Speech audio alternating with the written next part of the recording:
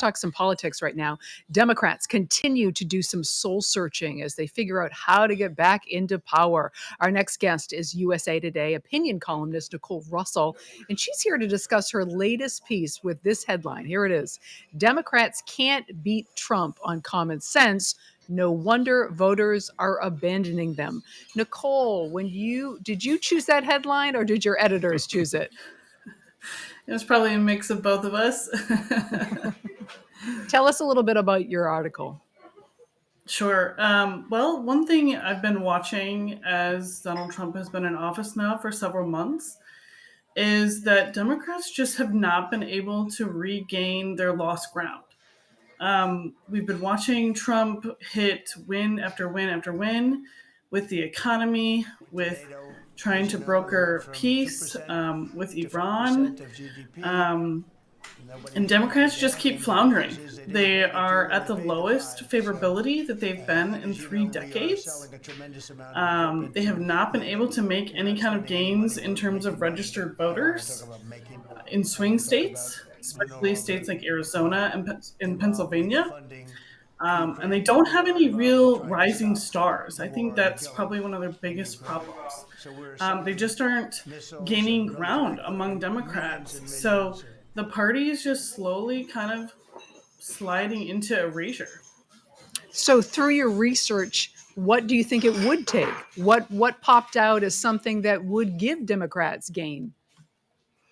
I think Democrats need a couple of things. The biggest thing is um, they keep being unable to take normal common sense positions. For example, when it comes to crime, Trump sent in the federal resources to handle crime in Washington D.C. I used to live that way, and everyone in that area knew crime was a problem. But Democrats, as soon as that happened, they smeared Trump. They said crime was not a problem. Everything was going to be fine. Well, in 2 to 3 weeks, crime has been cleaned up in DC. And Democrats still can't admit that it was an issue, let alone that Trump's solutions worked. So they keep kind of taking the far position. Something CNN Scott Jennings says all the time: they take an 80-20, they take a 20% on an issue. And so I think if they could come around on some of those really common sense um, solutions, like, for example, that nobody wants crime, they might make some headway with voters. Well, I think the issue is that they don't say that we're okay, that the crime isn't a problem. I think they're saying we have an issue with the use of federal troops being brought into our cities to address the crime problem. So there's a fine line there. I agree with What do you think of sorry. Gavin Newsom, though? You talk about the party not having any stars. He's taken this approach. I'm going to troll President Trump. I'm going to sort of copy his social media approach. How do you think that's working? Wow, I know. I was stunned to see that. I actually think Newsom, or I would have said this a year ago, perhaps, that Newsom has a lot going for him. He's very charismatic, right? He's very likable. He's leading the state with the largest GDP. California has an extraordinary amount of resources. However, in the last year, he's decided to do what you just mentioned, kind of come. I think he's trying to come to the middle. He's trying to become a bit more moderate to appeal to other voters. And so it looks like his press team, decided they were going to troll Trump, and this was their strategy. They're sort of tweeting like him on X, then all caps. They're smearing him and mocking Trump. I don't think that's going to work. I'm sure that appeals to some Democrats who love Newsom, especially Californians. But I don't think that's going to work overall. And I think it's going to end up making him look really petty. I think the best thing Newsom could do to appeal to the left is to improve things in California. So then he could look at his governing record and show other voters, hey, look, I resolved homelessness in California. I lowered taxes in California. If things got better there, then he could show the rest of voters, look, my record in California is great. You should vote for me. If the Democrats did have a star, do you think it's a good idea to bring them out now, knowing the character of Trump and how he has gone after anyone he sees as a foe? And kind of what is the strategy there if you are part of the Democratic Party? What do you do? Do you keep someone Hmm. under wraps? Do you slowly bring them out? I mean, knowing what you know about the way Trump plays politics. Yeah, that is a good question. I think that a strong candidate could withstand some of Trump's. Trump does handle social media. I've always said this, and I'm a Republican, like a 12-year-old boy.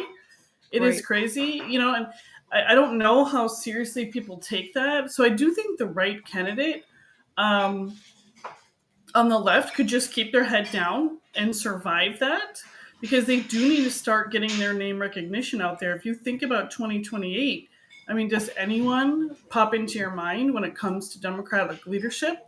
It doesn't really for me. Even Newsom, like I said, he's just starting to struggle a little.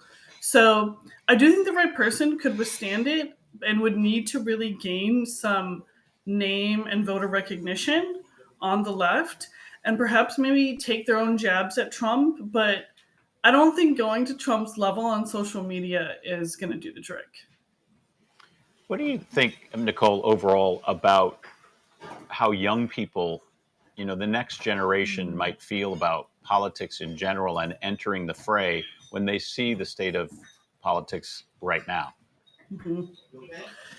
That is a good question. I think I have two thoughts on that. One, I don't like seeing how divided we do seem to be.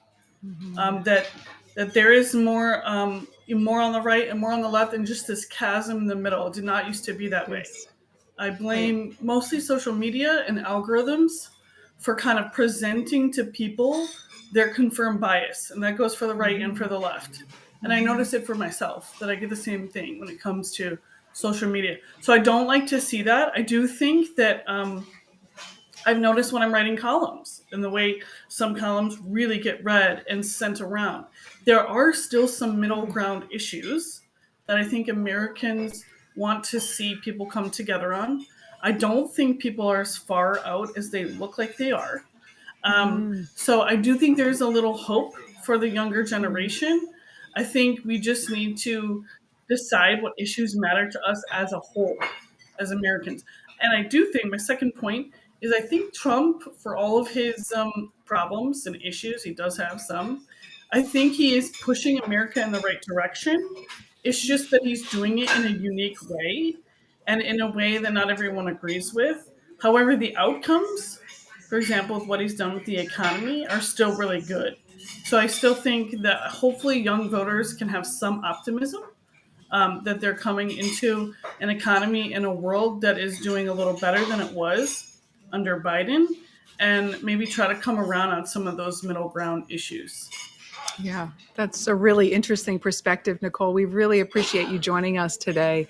Hope and optimism, we need it, especially when you look at the landscape, because it is ugly. We have a young friend who's just launching a podcast. I think it's called Building the Bench, something to that nature, looking at young people and getting involved in politics. This on the Democratic side, trying to cultivate that next generation of political leaders and starting, young and trying to figure out who are the next stars of the younger generation. Yeah, and how do you handle the I think it'd landscape be in a interesting way? to get him on actually at some Yeah, point. let's do Yeah. it.